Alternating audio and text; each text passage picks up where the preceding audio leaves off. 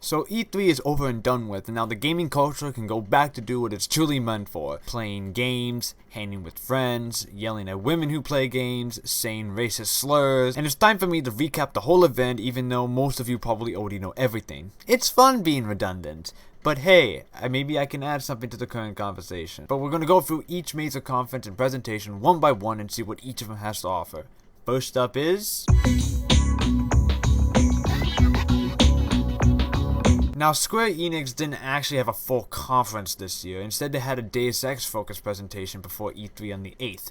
And seeing as I'm a huge Deus Ex fan, I decided to check it out. Overall, I wasn't disappointed. While the presentation overall was a bit dull, the actual content they showed off was really great. The first thing they announced was Deus Ex Go, a mobile game from the same team as Hitman Go and Lara Croft Go. I haven't actually played these games, but from everything I've seen and heard about them, they've been nothing but positive things, and actually think that this one looks quite good. Something really fun to play while on the go and can't get your fix of Human Revolution or whatever. They also revealed a new mode for the game called Breach, which is basically their version of a multiplayer mode. It looks similar but also very different from the main game, but I actually quite like it. Sure, it reminds me a lot of Super Hard, but anything that reminds me of that game is a good thing because Super Hard is awesome. I feel I'm going to get really addicted to this mode very quick, especially since it's giving me Mass Effect 3 multiplayer vibes, and that is still a multiplayer that I played to this day. But the big event was their 20-minute demo of Mankind Divided, which basically looks like Human Revolution, but everything improved. Got new UGs, new abilities, new ways to play, great graphics, the game just looks great.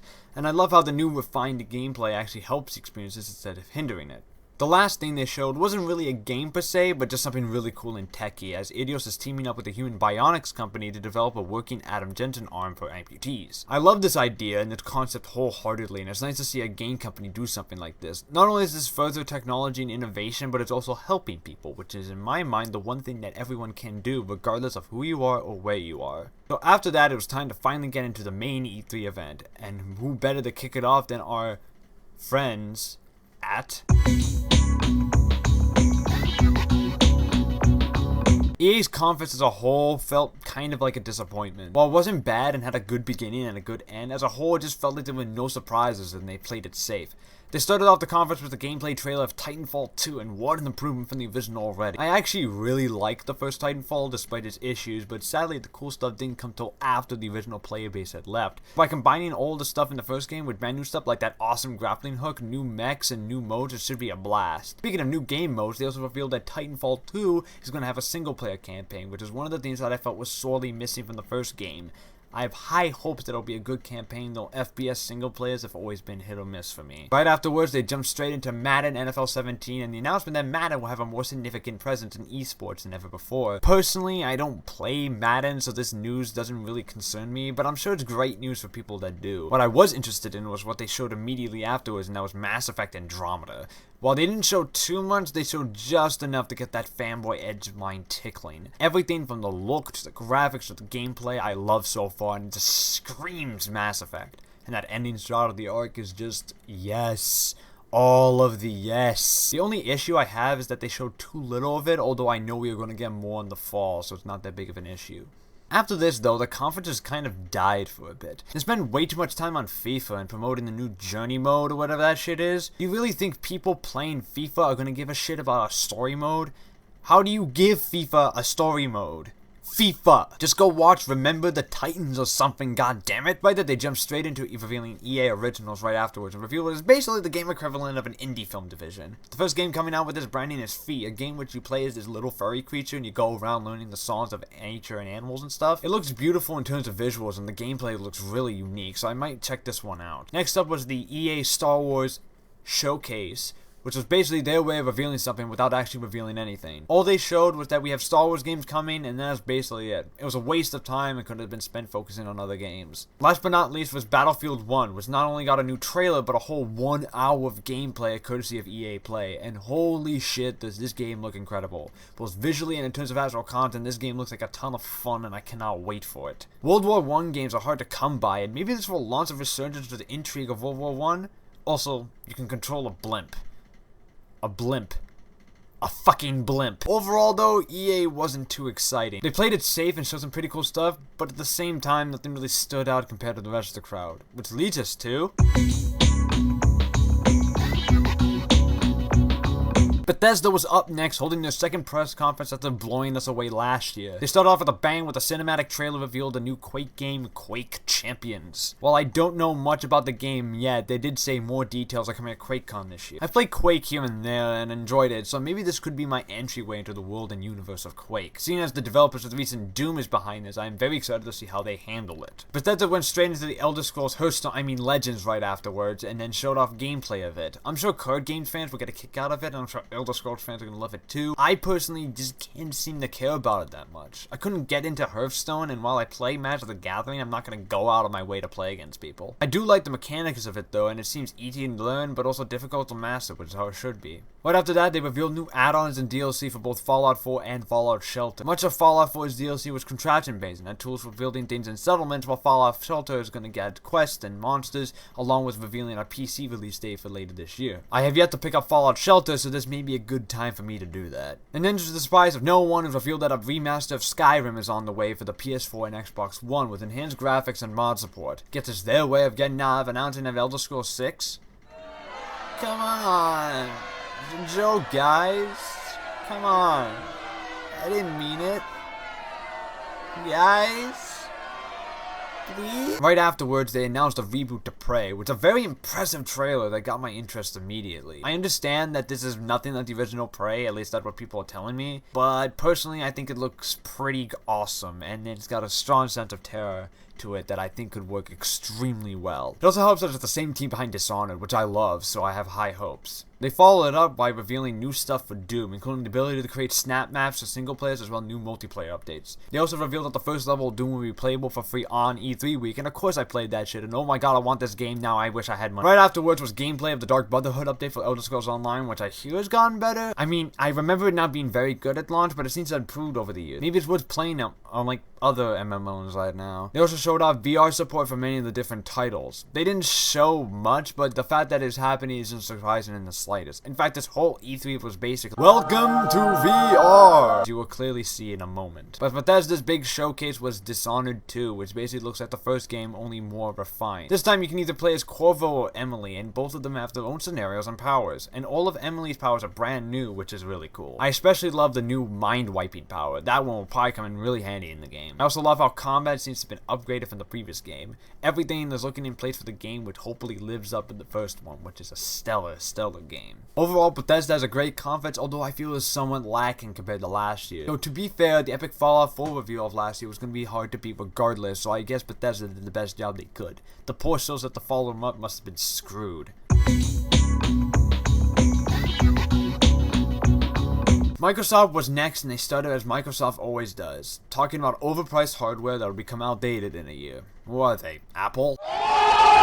So yeah, they revealed the Xbox One S, a smaller, more compact version of the Xbox One that retails at a smaller price than the regular version and is also white-colored. In a way, I see no downsides to this other than if you already have an Xbox One, then there's no real point in getting it, but if you don't, then maybe now's the time to get it. They also revealed the Xbox Play Anywhere initiative, which allows any game to be bought on Xbox 10 or Xbox One to be played on both systems when only bought once.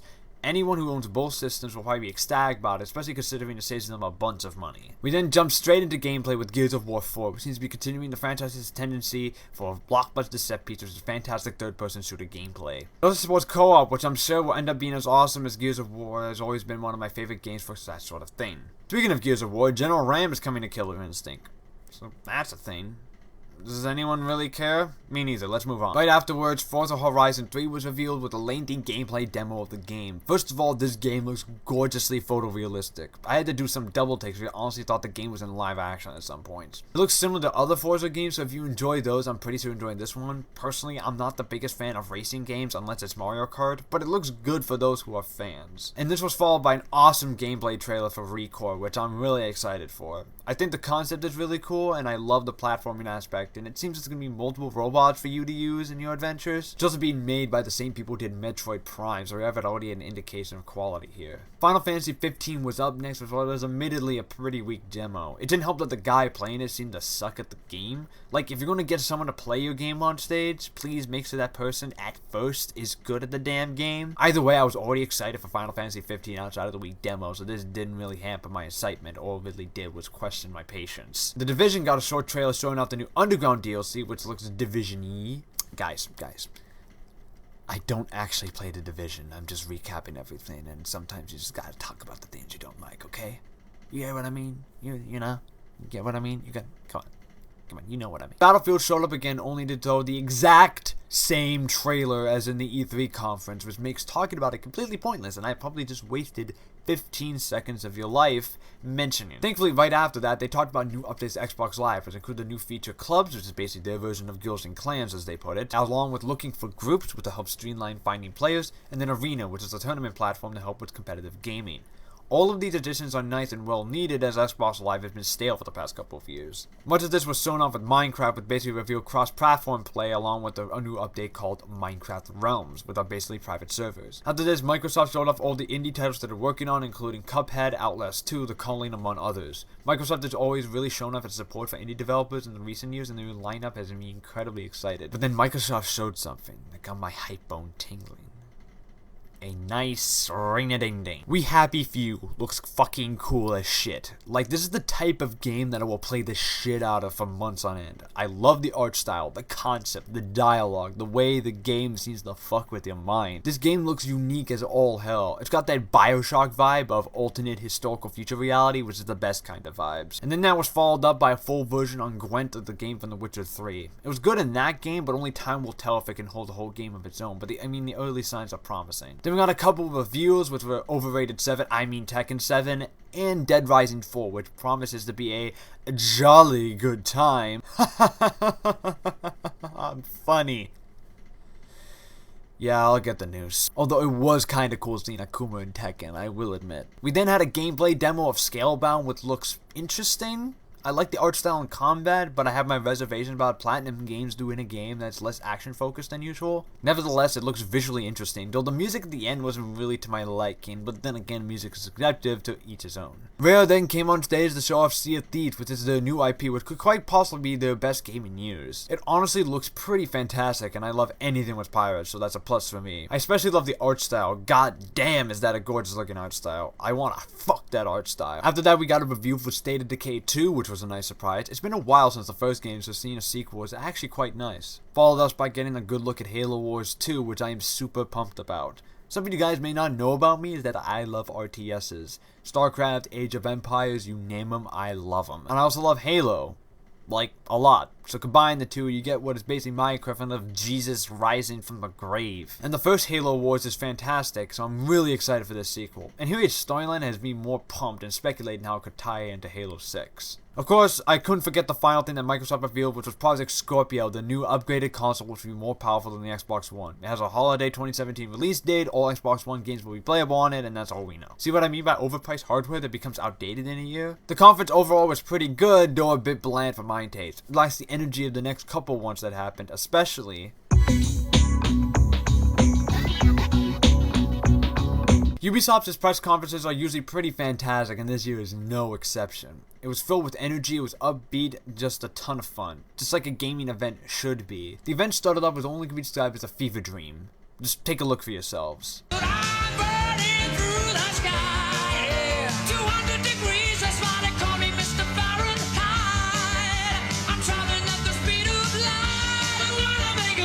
Yeah. And all for announcing Just Dance 2017.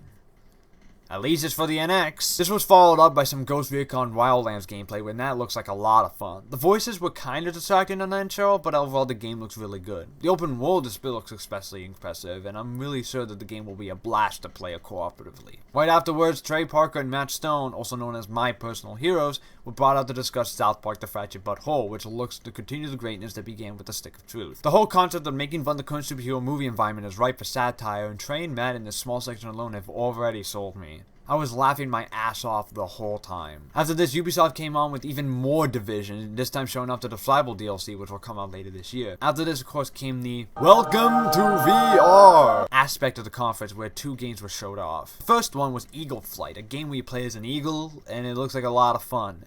The multiplayer especially looks like a ton of fun, and you and your fellow teammates have to go after a rabbit before the other team does.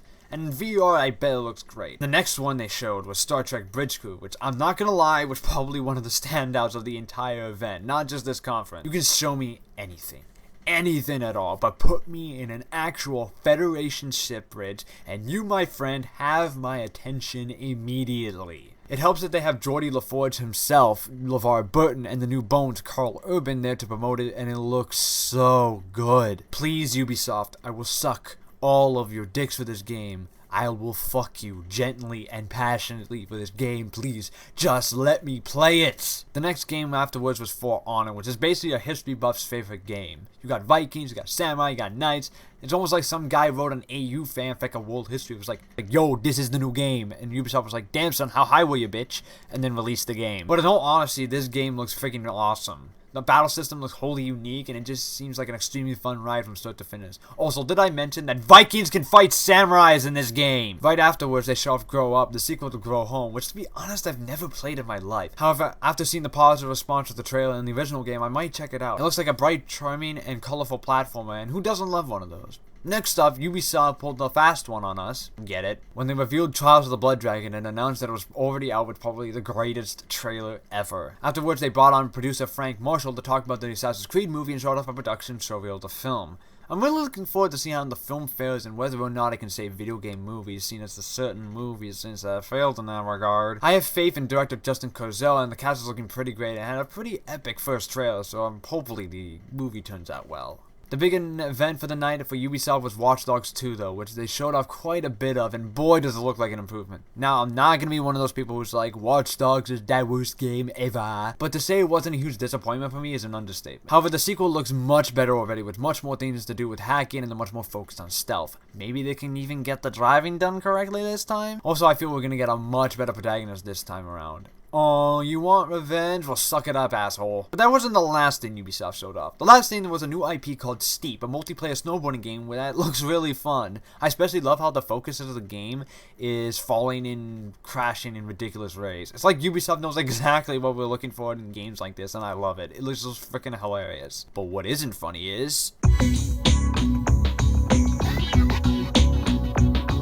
Sony had the final conference and they started off with a massive live orchestra led by Bear McCreary, looked like fucking Russell Brand over here. The music played was so epic that it could be one of two things. Firstly, it was the theme to awaken Mephistopheles as he rose from the ground and started 1,000 years of darkness upon mankind. Or it was God of War. Sadly, it was God of War. In all seriousness, no, this was a great reveal. Seeing the return of Kratos with a fucking massive beard and this time fighting Norse mythology is freaking great. God of War has done nothing but fantastic games thus far, so I'm pretty sure they can bring out the best of everyone involved. Right afterwards, they revealed a new zombie game called Days Gone, which I'll go into more detail about it later since it shows up again at the end of the show, and a release date for The Last Guardian, which is finally coming out. If this game can come out, then fucking Half-Life 3 can. Come on, Valve, step your fucking game up, please. Next up was Horizon Zero Dawn, which I am incredibly excited for. Like, this gameplay basically got me immediately hooked on the game in every sort of way. Open world? Check.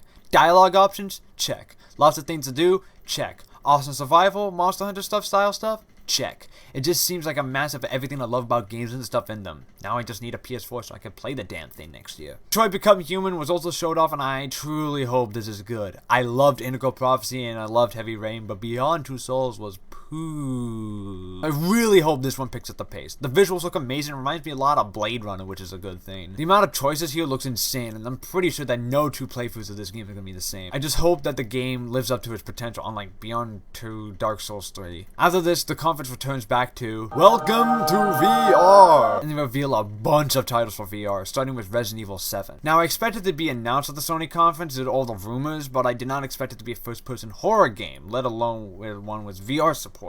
It's a bold way for the franchise to go, and it should return the series to its horror roots. Then they showcase all the upcoming PlayStation VR games, and since there wasn't too much about them, here they are. We have Farpoint, a sci-fi adventure game, the return of Star Wars X-Wing in form of a Battlefront expansion, Batman Arkham VR, which is a thing, and by Rocksteady no less. And even Final Fantasy 15 is getting the VR mode, though to be honest I don't think it looks very good or even necessary. Next up was Call of Duty Infinite Warfare, and despite the massive scrutiny this game has been under, I actually think it looks quite good. Not great, but good. I'm still skeptical on whether or not it will live up to stuff like Modern Warfare, the original Black Ops, but it has me intrigued. Hell, even Advanced Warfare could be regarded as a strong stepping stone at this point. Space battles look pretty cool, and I love how they're just embracing the ridiculousness nature of it having opposed to just being a gimmick. Speaking of fucking gimmicks, Crashes and Skylanders, everyone. Yay! Now, let me make myself clear. I do not hate Skylanders at all. I actually think it's a pretty neat and ingenious concept, and clearly is doing something right, as kids love them, people buy them, and the games get pretty great reviews overall. But I personally think crashing Skylanders is a bad idea. Not because it's insulting to the character's legacy, as some people put it, but because, from a marketing standpoint, this really makes no sense. Kids nowadays don't really know who Crash is. I understand that Spyro was in it, because he was coming off of a successful trilogy of reboots with The Legend of Spyro, but this just seems like pandering. At least we're getting remasters of the original trilogy on PS4, so that's a plus. We also got a trailer for the new LEGO Star Wars game, which will probably be your standard LEGO fare, which means pretty good to great, with the most exciting thing about it being the possibility of seeing the story outside of Episode 7. And then, it's almost as if God himself came down from the heavens after 3 days in the tomb. Hideo Kojima is back with a new game. Yes guys, Death Stranding was announced with Norman Reedus in the lead role, and I am ultra excited. I don't care that I don't know what the game is about. I don't care that the trailer itself probably contains no actual game footage, just that Kojima is back, bitches! Insomniac then showed off the new Spider-Man game, which looks pretty awesome. The suit looks different, and while I'm kinda iffy on it, I'll sure warm up to it. Knowing Insomniac, I'll probably end up being an open world Spider-Man game, which the idea of really excites me. Hopefully it won't be as bad as the other past couple Spider-Man games, though. And then they finally showed off Days Gone gameplay after revealing it early in the event, and it looks pretty good. To be honest, I'm kinda sick of zombies, so I'll probably have to see more if I end up playing in it, but it just looks pretty fun. It also looks like the first zombie game to truly portray the idea of zombie hordes and not just a swarm. Like, there are a ton of zombies. Although this suspiciously looks like World War Z. And that was the Sony conference. Not only they had the best reveals, they probably had the best conference overall with the focus on games, was fast, energetic, and of course had Kojima. But there's still one more company to talk about. Surprisingly, Nintendo had very little to show this year. You would think with the upcoming release of the NX, they would show more, but whatever. We mainly got to see stuff on Zelda, but we'll talk about that in just a second. Let's talk about how fucking awesome Pokemon Sun and Moon is. Look, I'm not trying to fanboy, but this looks awesome. I love the designs. I love the art. Battle Royale's gonna be dope. The reason looks great. I just want this game. Now, on to The Legend of Zelda Breath of the Wild. They showed us quite a bit here, including the 1-hour gameplay demo of the game that showed off the huge and massive open world the game has. It literally feels like and looks like no other Zelda's ever been done, which could be a cause for concern, but I feel it isn't. Nintendo's always tried to be different and try new things, and Zelda's one of their flagship franchises for that. You have a customizable Link, durability and weapons, freedom to do whatever you want. It just seems like such an expansive game, and I think it'll end up being one of my favorite Zeldas if done right. And that's my E3 recap. It was long, hard, and incredibly satisfying. Like my day. And I hope you enjoyed it. Leave your thoughts in the comment section below and make sure to subscribe if you want to see more. And excuse me, I'm off to make myself broke again because of games.